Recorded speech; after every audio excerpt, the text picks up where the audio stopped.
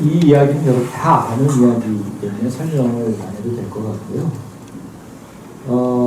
여러분 자식 키우기가 참 쉽지 않아요. 한 명의 자식이든 두 명의 자식이든 세 명의 자식이든 키우기가 쉽지 않습니다. 저도 이제 자녀가 셋인데 한 놈 키우기도 쉽지 않은데 두 놈을 키우다가 무등이로 딸을 하나 낳았는데 이놈들 키우기가 쉽지 않은 것 같아요. 바람 잘 날 없다는 말을 실감을 합니다. 근데 그 자녀 중에 말썽 피우는 아주 못된 놈이 있고 또 말 잘 듣는 착한 놈이 있어요. 근데 말 안 듣는 나쁜 놈은 말 안 듣는 나쁜 놈이니까 그러려니 하는데 가끔 말 잘 듣는 착한 놈도 사고를 치고 말을 안 들을 때가 또 있습니다. 그러면 되게 낙심이 되고 인생 살아서 뭐 어떠나 이런 생각도 들고 내가 뭐 잘못했나 이런 생각도 들고 그런 생각을 하죠. 오늘 그 본문에도 두 아들을 둔 아버지의 이야기가 나옵니다. 한 놈은 불량 청소년 같은 놈이에요. 나쁜 친구를 사귀고 나가서 나쁜 짓 하고 못된 거 배워가지고 아주 버릇없이 아버지한테 와가지고 아버지가 죽기도 전에 유산을 나눠달라고 하는 놈이 세상에 지금 어디 있습니까? 지금 요즘 세상에도 그런 놈 없는데 이 당시에는 더 아주 못된 놈이죠. 근데 그 돈 가지고 나가서 잘 먹고 잘 살 줄 알았는데 나가서 게임하고 도박하고 술 먹고 여자들하고 놀고 그러다가 아주 그냥 인생을 완전 망가뜨렸죠. 그렇죠? 그런 아들을 둔 아버지의 심정이 어땠을까? 근데 또 한 아들은 참 말을 잘 들어요. 공부도 열심히 하고 일도 열심히 합니다. 아주 노예처럼 좀처럼 일해요. 아주 뿌듯하죠. 야, 저놈을 내 속으로 나왔다고 아주 이런 생각이 들 정도로. 근데 뭔가 이 아들을 바라보면 불안불안한 마음이 없어요.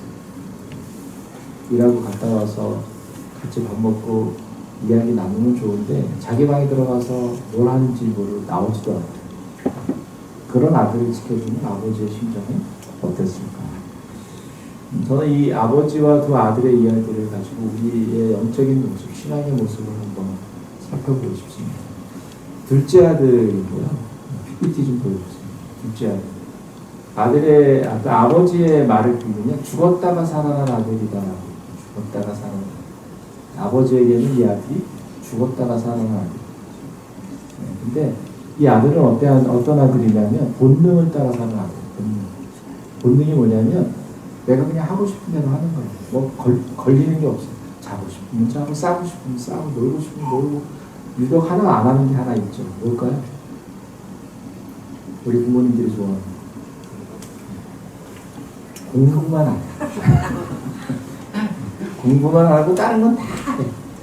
게임하고 놀고 술 먹고 여자들이랑 그러고 하여튼 모든 건 자기가 하고 싶으면 자고 싶으면 자고 늦게 일어나고 지 맘대로 사고 뭉치 말썽 피우는 거. 여러분 이 본능을 따라 살면 위험해져요. 인생이. 처음에는 좋죠. 왜? 내가 하고 싶은 대로 다 하니까 걸리는 게 없잖아요. 그렇죠? 또 부모님 말도 안 듣는데 막 나가면 부모님 말도 안 듣잖아요. 근데 그렇게 살다가 나이가 들면 끝이 안 좋다는. 제가 이렇게 오래 산 나이는 아니지만 주변에 둘러보면 그런 사람이 더 있어요. 자기 본능에 따라서. 저희 친가에도 있고 각 집안에 그런 사람 한 사람씩 꼭 있어요. 저희 집사람 가족에도 있고. 결국 가족하고도 다 연이 끊어져요. 그렇게 살면 인생 망가지는 거죠. 그러다가 갑자기 철들어요. 돈 잃고 건강 잃고 친구 잃고 다 잃어버린 다음에 그 다음에 어떤 생각이 들으면 이렇게 살면 안 되는데 이렇게 철들죠. 그때 너무 있었어요. 왜냐하면 내가 그동안 살아온 삶의 방식이기 때문에 안 돼요. 그러다 결국 어떻게 되냐면 둘째 아들처럼 죽음 직전까지 갑니다. 아니면 그러다 그냥 객사하는 사람도 있어요.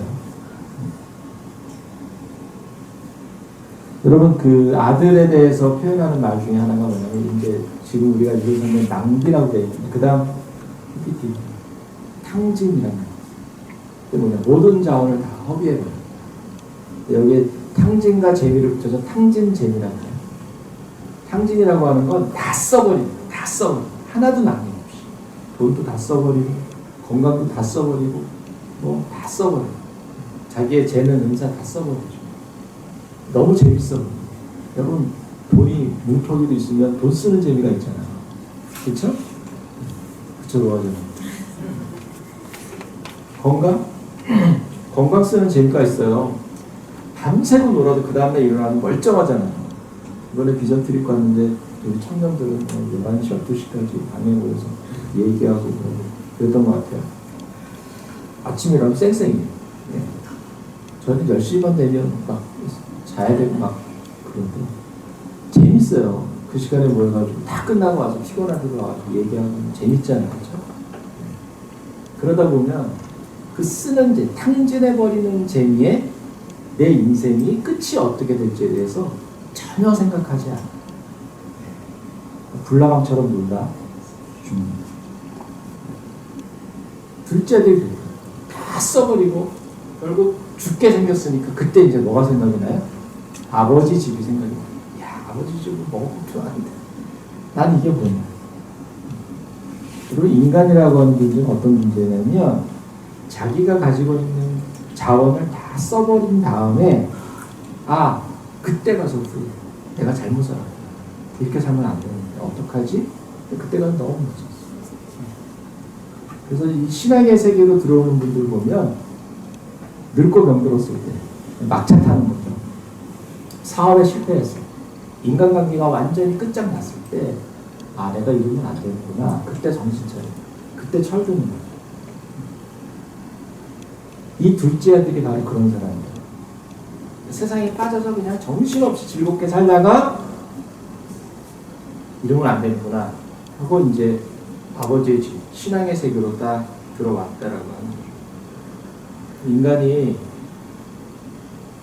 죽음과도 같은 고통의 시간을 지나야지 하나님을 찾는 것 같아요. 가끔 제가 제주에 있을 때 그렇게 기도했어요. 정신 차리지 않은 성도가 있으면 뭐라고 기도했냐면 여러분 상처받지 마세요. 목사가 저렇게 기도하면 안 됩니다. 하나님 저 성도님 자기 인생에 바닥을 칠 수 있도록 해주세요. 인간이라는 존재가 참 그래요. 자기 인생에 바닥을 치지 않으면 하나님 앞에 겸손하게 엎드리지 않는다. 둘째 아들이 그런 인생을 살았다는 거죠. 근데 그게 이 아들에게는 은혜가 바닥을 치지 않았다고 생각해보세요. 그냥 놀고 신나게 막 즐기고 그랬는데 돈도 많고 건강도 잃지 않고 친구도 여전히 많고 그러면 끝까지 가겠죠. 근데 모든 게 다 자기 한계에 부딪히고 결국 죽음 직전까지 가니까 현실을 직시하게 됩니다. 여러분 여러분이 하나님의 은혜를 깨닫고 여기 왔다면 여러분이 어떻게 여기 오게 되는지 한번 살펴보세요. 아마 여러분의 인생의 바닥을 여러분이 보았기 때문이 아닐까. 아주 젊은 친구들은 제가 하는 말이 뭔지 모를 수 있어요. 나중에 가서 인생의 바닥을 칠 때가 올 텐데 그때 제 말이 기억이 나요. 이 결과를 꼭 기억나기를 원합니다. 두 번째 다음 PPT를 좀 이 둘째 아들이 그 죽음 직전까지 갔을 때 어떤 일이 일어났냐면 진짜 회심의 순간이 찾아옵니다. 진짜 회심이 뭐예요? 한번 같이 읽어보죠. 시작. 하나님의 깊은 사랑을 찜으로 깨닫는 순간이에요. 그러면 이런 일이 여러분에게 있었으면 좋겠어요. 만약에 이런 일이 없었다면 아직 일어나지 않았다면 여러분이 하나님 내가 하나님 앞에서 진짜 회심하는 그러한 은혜를 제가 경험할 수 있도록 도와주세요. 이렇게 기도하셔야 돼요. 그 신앙의 세계로 들어올 때 몇 가지 문이 있는데 어릴 때부터 그냥 입에 십자가 물고 태어난 사람이 있어요. 롯데신앙이죠. 저도 그랬어요. 네. 근데 그 교회를 다니는 거예요. 신앙 없이. 네. 그러다가 정말 회심하는 순간이 있죠. 저는 25, 26 이때 했어요. 회심. 근데 그 전에 저에게 15살에 어떤 경험이 있었냐면 성령을 체험했어요. 방언을 하게 됐어요. 그리고 그때 제가 목사가 되도록 서원을 하고 이제 제가 목사로 지금 살고 있는데 영적인 경험을 한 거죠. 영적인 체험. 기도하면서 성령 체험으로 방언을 했어요. 신비한 경험이죠. 이게 신앙의 문을 열 수 있는 하나의 그게 되지만 회심이 일어나는 건 아니에요. 구분을 우리가 좀 할 수 있어요. 동시에 일어나는 경우도 있지만 회심이라고 하는 건 내가 인격적으로 하나님 앞에서 하나님의 복음을 깨닫고 내 신앙의 기여를 분석하는 거예요. 영적인 체험을 통해서 내가 그 교회에 발을 들이고 신앙의 어떤 한 단계를 넘어가는 것은 가능하지만 이게 진짜 회심은 아니다. 동시에 일어날 수 있어요. 그래서 그것을 통해서 우리가 종교인으로 살아갈 수 있어요. 교인으로 살아갈 수 있어요. 그리고 그런 경험을 했기 때문에 저도 이제 그 다음에 어떻게 살았냐면 율법적인 그리스도인으로 살았어요. 하나님의 말씀을 잘 지켜야지. 내가 의로워져야지. 이게 율법적인 그리스도인의 모습이거든요. 회심하고도 마찬가지지만 그렇게는 살아갈 수 있어요. 그런데 내가 인격적으로 하나님을 만나고 하나님을 알아가면서 하나님과 소통하는 그런 그리스도인의 삶을 사는 건 아니다. 네. 그래서 근데 이 아들은 그런 회심을 하게 됩니다. 아버지를 안 거죠. 진짜 아버지의 모습이 어떤 것인지 나중에 만나서. 그래서 진짜 회심이 어떤 것인가. 여러분 이걸 기억하세요. 하나님의 깊은 사랑을 찐으로 깨닫는 순간에 그 예가 좋은 예가 누구냐면 어거스틴, 요한 웨슬레, 마르틴. 요한 웨슬레와 마르틴은 중간에 하나님을 믿은 사람이 아니에요. 이 사람들도 태어날 때 입에 뭐가 물려 있었어요? 십자가가 물려 있었어요. 그리고 신앙교육을 잘 받았어요.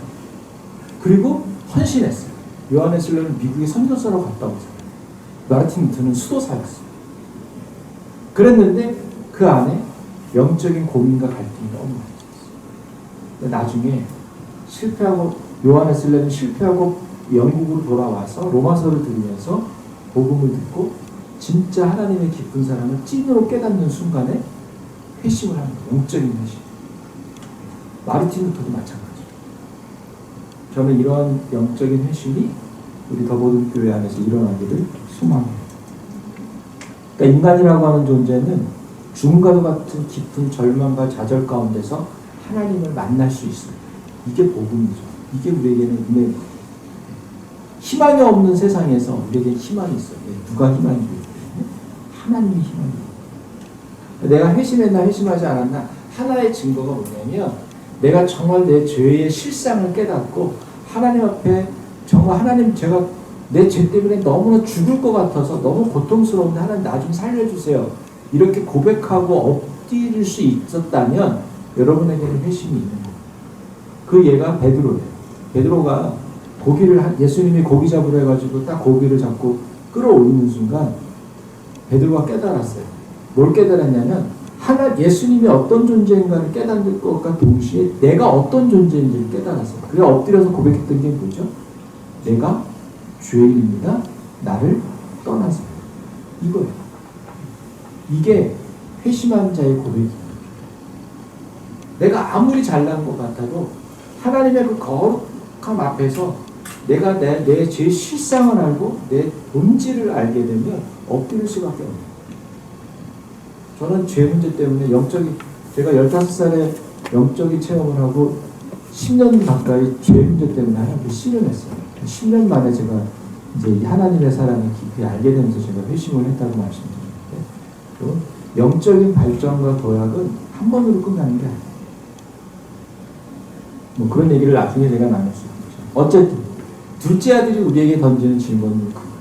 너는 하나님을 정말 만났니? 너는 정말 하나님 앞에 회심했니? 네가 만나는 하나님은 어떤 하나님? 너는 너의 모든 죄를 용서하고 그걸 깨끗게 하신 그 하나님의 깊은 사랑을 너는 체험했니? 그걸 알고 있니? 둘째 아들은 우리에게 그것을 질문하는 거예요. 우리의 신앙의 원리가 어떤 거예요? 자, 그 다음 그림 하나 보여주세요.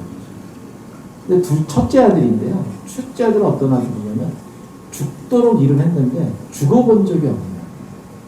무슨 말이냐면 너무 잘 살았어요. 저 만화가 재밌죠. 저 만화 찾느라고 내가 시간을 많이 너는 우리 집안의 장손이야 이거예요. 장남의 아주 큰 장남 계세요? 장남? 선주자님은 장남 아니신가요? 아니. 저 장남입니다. 장남은 어떤 아들이냐면 본능에 충실한 아들은 별로 없고요. 초자가 뭐냐면 되게 도덕적인 윤리적인 기준이 아주 엄격해요. 곁길로 가면 안 돼요. 잘못되면 안 돼요. 책임감 강하죠. 성실해요. 민효 형제? 제가 봤을 때는 오래 보진 않았지만 그런 거 같아요. 옳고 그름을 잘 따지고 정해진 규칙에 따라 해야 되고 부모 말 잘 듣고 책임감 강하고 성실하고 맡겨주면 잘 해요. 꼭 장남이어서는 아니고 성격적으로 그런 사람도 있어요. 그런데 문제는 뭐냐면 이런 사람의 속마음이 속으로 타들어갑니다. 힘들어요. 왜냐하면 내 기준이 엄격하기 때문에 그 기준에 나도 맞추지만 누구도 맞춰야 돼요. 다른 사람도 맞춰요. 근데 내 기준 안에 들어오는데 저 인간 왜 저러지? 근데 그걸 드러내놓고 말할 수가 없어요. 저 같은 그 말. 인내용제도 아니죠? 인간 아니죠? 네, 좀 더 커야 돼요. 아니. 네, 유머였는데 한 사람도 이해하는 사람이 없어요. 그러니까 속으로 쌓이는 게 많아요. 네, 스트레스가 많죠. 그러니까 마음은 돌덩이처럼 지닐 수밖에 없어요. 그 다음 사진 하나. 누군지 아세요? 잘 보이시나? 누구죠? 네, 김미경 씨. 유명한 강사죠. 이 사람도 모태신앙이에요.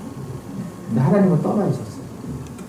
한 3년 전, 2년 전에 다시 이제 회심을, 진짜 회심을 들어와서 이제 얼마 전에 온누리교회에서 간증하는 걸 제가 동영상으로 보면서 이 김미경 씨에게 두 가지 모습이 다 있어요. 첫째 아들의 모습과 둘째 아들의 모습. 첫째 아들 모습이 성실하게 살았어요. 성공하게 모습. 원래 피아노 학원 했다고 피아노 학원 했는데 너무 잘했어. 수완이 좋다. 사업수완. 그래가지고 그게 이제 알려지면서 학원은 때려치우고 이제 학원 강사들, 학원 하는 분들 컨설팅을 해주면서 이분이 이제 알려지게 되는데 잘 나갔죠. 돈 많이 벌고. 근데 언니가 목사님이에요. 어머니가 검사님이고 늘 기도했겠죠. 근데 너무 승승장구 잘 나가니까 다른 사람들의 말을 듣지 않았다. 근데 한 2년 전, 3년 전에 그렇게 성공적인 삶을 살았는데 자기가 했던 모든 것들이 아무것도 아니구나라고 하는 현실 자각을 하게 돼요. 이 사람은 실패한 사람이 아니에요. 여전히 잘 됐어요. 그런데 자기가 쌓아올린 부와 명예와 이 모든 것들이 한순간에 아무것도 아니다라고 하는 자기 존재에 대한 본질적인 깨달음이 있어요. 그때 누가 찾아오시면 하나님이 찾아와요. 하나님은 그때 만나요. 그래서 이제 그 이야기를 은밀께서 간증하는 걸 제가 들었는데, 네. 죽어본 적이 없던 사람이 죽음과도 같은 고통의 시간을 그렇게 얘기해요. 아, 죽는 게 이런 거구나. 그러니까 첫째 아들은 어떤 아들이냐면 열심히 종처럼 일해요. 그런데 마음은 너무 힘든 거예요. 네. 동생도 죽이고 싶고 아버지는 더 꼴보기 싫어. 왜냐하면 아니 집안의 망신을 주고 떠난 그 둘째가 뭐가 그렇기 때문에 맨날 그냥 동네 어디에 가서 의자 낡은 의자 저기 하나 놓고 그렇게 기다리고 있는 답답한 거죠. 저 늙은 아버지 왜 저래 뭐 이랬을 수도 있죠. 그 아버지가 마음에 들지 않으니까 일하고 들어오면 밥 먹고 자기 방에 들어가서 게임하고 뭐 스마트폰하고 겉으로 볼 때는 문제가 하나도 없어요. 너무 성실하고 너무 착해요. 그런데 마음속에 분노와 미움이 자라나고 있어요. 그러다가 어느 날 일하고 딱 들어왔는데 집 안에서 잔치 소리가 들리고 이게 무슨 일이야? 불러서 물어봤더니 동생이 왔는데 꼭지가 딱 들어오는 거죠. 그래서 폭발하기 시작합니다. 그 다음 그림은 연체 그림은 우리의 모습, 그러니까 보이는 모습과 보이지 않는 이면의 모습에 대한 사진이죠. 여러 가지 얼굴이 우리에게 있고 또 하나는 이제 그러다가 감정 버튼이 딱 건드려지면 감정의 폭탄이 터져서 나옵니다. 그럼 우리에게는요 감정 버튼이 하나씩 있어요. 건드려지는 게 하나 있어요. 그게 뭔지 아세요? 꼭지가 도는 순간이에요. 근데 첫째 아들은 누구였어요? 동생이었어요. 아버지에게. 그러니까 이번에는 형이 가출해버려요.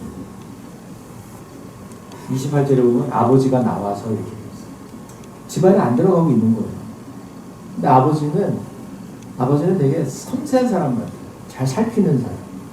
그러니까 둘째에게 너무 기쁘고 즐거워서 막 잔치를 벌이고 있지만 아버지는 또 어떤 아들이 눈에 들어와요? 첫째가 눈에 들어와요. 그래서 첫째 아들에게 가서 그러니까 모든 마음이 사실은 둘째에게만 너무 기뻐서 둘째에게만 가게 있는 게 아니라 첫째에게도 가요. 아버지의 마음이죠. 부모의 마음이겠죠. 그래서 나가서 아들을 달래는 모습이 나오는 거죠. 자, 그래서 나오니까 첫째 아들이 그동안 자기가 몇 년 동안 쌓아두었던 그 자기의 억울함과 분함을 쏟아놓기 시작해요. 그 다음 말씀한 거죠. 함께 읽어봅시다. 첫째 아들의 심령으로 여러분 여러분의 소울을 담아서 읽어요. 그냥 밋밋하게 읽으면 재미없어요. 밋밋하게 읽으면 제가 땡 칠 거예요.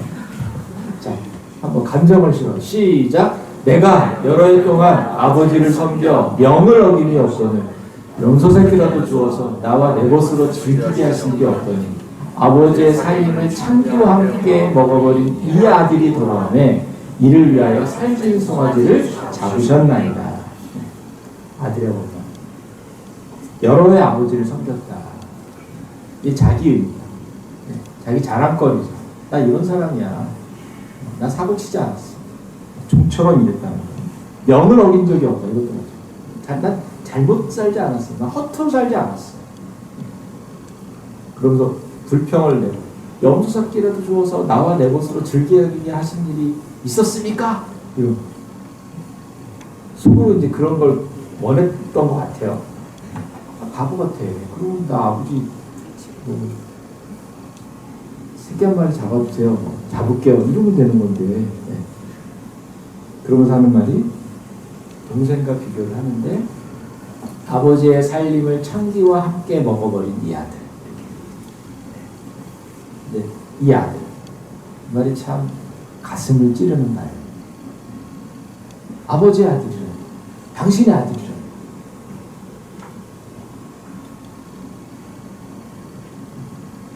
여러분, 큰아들의 문제가 뭐냐면 첫 번째 아들됨을 잃어버렸어요.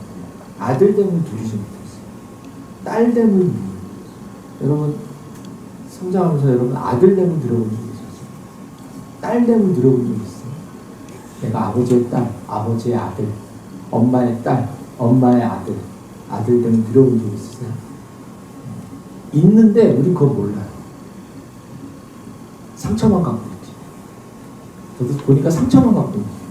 아버지가 나를 어떻게 했고 엄마가 나를 어떻게 했는지 좋은 것들은 받은 거는 생각 안 하고 뭐만 생각해요? 안 받은 거, 못 받은 거 네. 이거만 생각해요. 그렇죠? 첫째 아들됨을 누리지 못했어요. 제가 얘기했잖아요. 왜? 아니 염소새끼라도 나와 내면서 즐기게 하신 일이 없더니 아니 하면 되잖아. 애도 아니고 그렇죠? 나가서 일할 정도면 성인인데 그러면 자기가 아버지한테 얘기해서 아버지 나 이만큼 일했는데 이번에 좀 쉴게요. 휴가 좀 다녀올게요. 어떻게 해서 또 친구들 보고서 한번 좀 잔치 좀 할게요. 이러면 되는데 그러지 않았어요. 왜 그랬을까요? 그걸 잃어버린 거예요. 아들됨을 누리지 못해요. 여러분 우리가 신앙생활하면서 여러분이 하나님의 아들과 딸로 누릴 수 있어야 되는데 우리 그걸 누리지 못해요. 두 번째 문제는 뭐냐면 아버지의 속마음을 살피지 않는다. 아버지의 고민이 뭘까? 아버지가 왜 저렇게 할까? 아버지가 걱정하는 게 뭘까? 이거를 알려고 하지 않고 그냥 그 아버지의 모습을 보면서 그냥 불평과 분노만 품고 있었던 거예요. 세 번째는 뭐냐면 자기의 내면의 문제를 살피지 않는 외적인 것, 일하는 것, 그 일을 통해서 얻는 수확, 성공 이런 거에만 관심이 있었지 내 마음이 어떻게 병들어가고 있는지를 생각하지 못했어요. 그러니까 감정 버튼이 딱 건드려주니까 폭발을 해버린 거죠. 자기 마음이 어떻게 골마가고 있는지, 자기 속에 어떤 상처가 자라고 있는지를 살피지 않아요.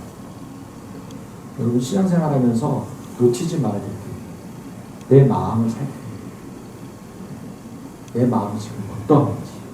이걸 놓치니까 겉으로는 되게 번듯하고 멋진 신앙인의 모습을 하고 있는데 속은 곰고 골마서 결국 병들어가는 모습으로 신앙생활하고 있는 사람들이 부직이 있어요. 그럼 우리의 신앙이 마음을 살피는 신앙이 돼요. 하나님은 뭘 보신다고요? 중심. 마음, 내 영혼의 상태. 근데 우리는 그걸 안 봐요. 그게 첫째 아들의 문제예요.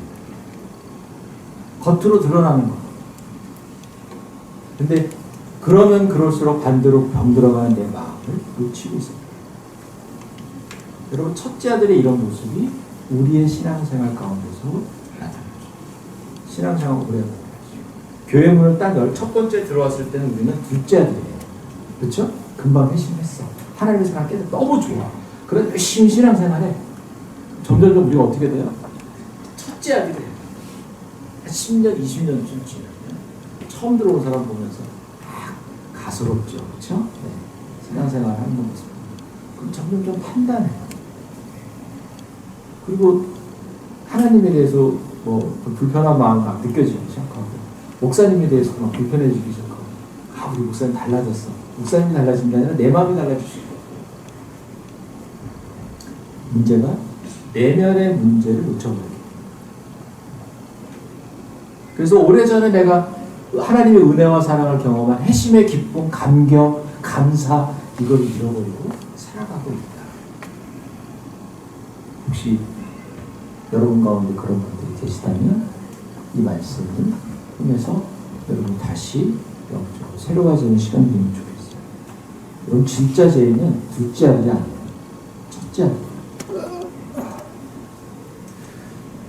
둘째 아들의 죄는 도덕적이고 윤리적이고 어떤 그런 율법적인 죄를 저질렀다면 첫째 아들의 죄는 아버지와 소통하지 않는 관계의 단절을 가져온 죄를 저질렀다. 죄 그러면 교회 안에서 죄 그러면 뭐가 생각이 나요? 뭐가 생각이 나요? 죄야. 도둑죄라고 거짓말하고 이런 거 되잖아요. 근데 우리는 어떤 죄를 생각 안 하면 하나님과 내가 단절되고 분리되어 살아가는 것이 죄라고 생각합니다. 본질적인 죄는 그거예요. 그렇게 됐기 때문에 우리가 이런 선택을 합니다. 첫째 아들의 죄가 그거라고 합니다.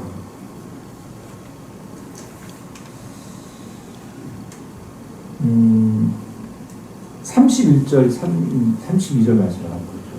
아버지가 하는 말. 그걸 읽어볼게요, 같이. 이건 부드럽게 아버지가 하는 거니까 온유하게. 시작. 너는 항상 나와 함께 있으니 내 것이 다 내 것이로되 내 동생은 죽었다가 살았으며 내가 잃었다가 얻었기에 우리가 즐거워하고 기뻐하는 것이 마땅하다. 여러분 아버지가 하는 말이 뭐냐면 아들아 너는 항상 나와 함께 있었어. 아버지는 늘 아들과 함께 있었어요. 근데 문제가 뭐냐면 첫째 아들은 아버지와 몸은 같이 있었는지 모르지만 마음으로는 같이 있지 않아요. 이것이 우리의 영적인 상태의 한 모습일 수 있어요. 여러분 몸은 여기 와 있어요. 내 마음은 하나님과 함께 있지 않을 수도 있다. 여러분 이 순간에 집중하고 이 순간에 하나님을 바라보고 이 순간에 하나님을 의식하며 있는 것 그거 얼마나 중요해요. 내 것은 다 네 거야. 이게 얼마나 좋은 말이죠. 내 거 다 네 거야. 너무 좋은데 가끔 이게 실감이 안 나요. 근데 하나님 왜 저는 쪼들려야 돼요.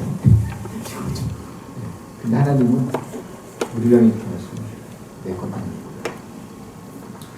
그 다음 중요한 표현이 있어요. 네 동생은 죽었다가 다시 살았어. 이동생. 아까 형은 뭐라 그랬죠? 둘째를 가리켜서 뭐라고 얘기했어요? 이 아들, 아버지의 아들, 당신의 아들. 아버지는 뭐라 그래요? 동생. 그 동생은 죽었다가 살아나는 동생이잖아. 근데 그 다음 하는 말이 내가 잃었다가 얻으라. 자, 죽었다가 사는 게 더 기뻐요? 잃었다가 얻은 게 더 기뻐요? 너에게 그 기쁨이 있어요. 그래서 마지막 말은요, 설득하는 말이 아니라 이거는 아주 강하게 말해요. 즐거워하고 기뻐하는 것이 뭐하다? 아들아, 우리가 즐거워하고 기뻐하는 것이 좋지 않겠니? 이렇게 말하지 않아요? 즐거워하고 기뻐하는 것이 맞다. 그게 당연해. 그게 뭐예요? 이게 이 메시지 안에 하나님이 우리에게 주고 싶은 말씀이다. 여러분 말씀 중에 어떤 걸 하나님이 여러분의 오늘 예배 가운데 여러분에게 주시는 하나님의 메시지를 붙잡고 가시겠어요? 너는 항상 나와 함께 있어? 아니, 너는 내 건 다 네 거. 아니면 여러분이 불편해하는 그 누군가에 대해서 하나님 하시는 말씀. 그 사람은 죽었다고 살아난다. 아니면 네가 요즘 너에게 회복되어야 되는 것은 즐거워하고 기뻐하는 것이 아니고 메시지일 수도 있겠죠. 첫째 아들에게 아버지의 말은 되게 충격적이었을 것 같아요.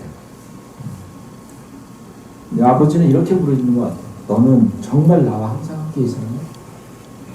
우리가 항상 함께 있었던 것이 맞을까? 여러분, 둘째 아들의 문제가 방탕한 삶의 문제였다면 첫째 아들의 문제는 응어리지고 삐뚤어진 마음의 문제였다. 더보든 교회는 방탕한 삶을 사는 분들은 없는 것 같아요. 혹시라도 응어리지고 삐뚤어진 마음 때문에 혹시 겉모습은 신앙생활을 하고 있지만 마음 한편으로는 하나님 원하지 않는 다른 길을 가고 있는 분이라든지 묻고 싶고 또 여러분 스스로가 자기를 그렇게 돌아보면 좋을 것 같아요. 시간이 좀 지났지만 하나만 더 잠깐 살펴보겠습니다. 그 다음 빅딜을 한번 보여주세요. 아버지에 대한 이야기를 좀 해야 될 것 같아요. 이건 다 창자의 비유에 나오는 그 이야기를 그림으로 표현한 거죠. 요 그림은 렘브란트라고 하는 유명한 네덜란드 화가가 아주 유명한 그림이죠. 탕자의 교환. 그 탕자의 모습과 아버지의 모습, 아버지의 표정을 여러분 보실 수 있으면 좋겠는데 너무 잘 안 보이는 거죠. 여러분, 이 두 아들 사이에서 아버지의 마음이 어땠을까 한번 상상해보세요. 아마 속이 타들어갔을 것 같아요. 여러분 부모이기 때문에 100% 공감할 것 같은데 여러분 나는 어떤 아버지고 어떤 엄마인가 한번 생각해 보시면 좋겠어요. 여러분 재밌는 거를 한번 생각해 보고 싶은데 하나님은 어머니에 대한 이야기를 안 해요. 아버지에 대한 얘기를 해요. 그래서 여성신학자들은 하나님 어머니 이런 얘기도 해요. 근데 저는 그건 저 개인적인 묵상입니다. 왜 하나님은 어머니에 대한 이야기를 보다는 아버지라고 얘기를 할까? 어머니라고 하는 존재는요, 모성애가 있어요. 왜냐하면 자기가 10달 동안 아파서 나. 너무 자연스러운 거예요. 너무 쉬운 거예요, 솔직히. 근데, 그러다 보니까 아버지보다 자식에 대한 사랑이 더 클 수밖에 없어요. 저희 집도 저희 장모님 가면 아들 제 아내도 아들 뭐가 아들이 그렇게 좋은지 제일 큰 아들은 보지도 않아요. 그렇죠? 저도 큰 아들인데 제 아들. 근데 하나님이 어머니를 주인공으로 이야기하지 않고 아버지를 본인에게 빗대어서 이야기해요. 왜 그럴까요? 아버지라고 하는 존재는 기본적으로 그런 게 없어요. 모성애가 없어요. 구성애가 있지만 또 한 가지는 우리가 인생에서 경험하는 아버지의 모습은 우리가 성경에서 보는 이 아버지의 모습하고는 정말 다르다. 반대의 모습이 참 많아요. 너무 무섭고 거리감 느껴지고. 근데 그 왜곡된 아버지의 모습을 상쇄시키기 위해서 하나님은 계속해서 성경에서 아버지로서의 자신의 모습을 계시해 줄 수밖에 없어요. 그리고 그것이 하나의 가장 아름다운 이야기로 표현된 게 뭘까요? 바로 탕자의 피입니다. 여러분, 여러분의 아버지는 어떤 아버지였습니까? 그리고 여러분은 지금 어떤 아버지로 살아가고 있습니까? 그리고 여러분의 삶에서 하나님은 어떤 아버지를 여러분에게 다가가고 있습니까? 저는 하나님을 정말로 사랑이 많은 그 아버지로 여러분 만났으면 좋겠어요. 그 아버지를 알아갔으면 좋겠어요. 그게 신앙의 길이에요. 둘째 아들이 자기 인생의 가장 밑바닥에서 경험한 아버지. 첫째 아들이 그 응어리진 마음으로 자기의 감정 폭탄을 다 터뜨리지만 그 아들에게 찾아와서 그 아들을 안아주면서 다독여주는 그 아버지. 우리가 만나야 될 아버지. 여러분, 알아야 될 아버지. 그래서 저는 이 묵상을 하면서 두 가지 찬양이 떠올랐어요. 하나는 뭐냐면 첫째 아들이 만난, 둘째 아들이 만난 아들. 그 다음 찬양 가사. 나 약해 있을 때. 둘째 아들은 가장 약해 있을 때 아버지를 만난 거예요. 나 약해 있을 때에도 주님은 함께 계시고, 나 소망 잃을 때에도 주님은 내게 오셔서 위로하시고, 주님만이 내 힘이시며 주님만이 나에게 오시고 주님만이 내 아버지가 되시고. 이게 둘째 아들이 고백하는 찬양이죠. 첫째 아들이 고백하는 찬양이죠. 하나님 한 번도 나를 실망시킨 적 없으시고 언제나 공평과 의로 나를 지키셨네. 오 신실하시고 지나온 모든 세월들 돌아보아도 그 어느 것 하나 주의 손길 안 미친 곳 저입니다. 하나님은 나에게 신실하신 분입니다. 이것이 이 곡이 첫째 아들이 간증하는 아버지의 모습이지 않을까 이런 생각이 듭니다. 여러분 어떤 찬양을 부르고 싶으세요? 부르진 않을 거예요. 여러분 돌아가시면서 둘 중에 하나를 좀 유튜브로 들으시면서 오늘 하루 이렇게 묵상하시면서 오늘 예배 속에서 만난 하나님을 더 깊이 만나는 그런 시간 오늘 기도하십시다.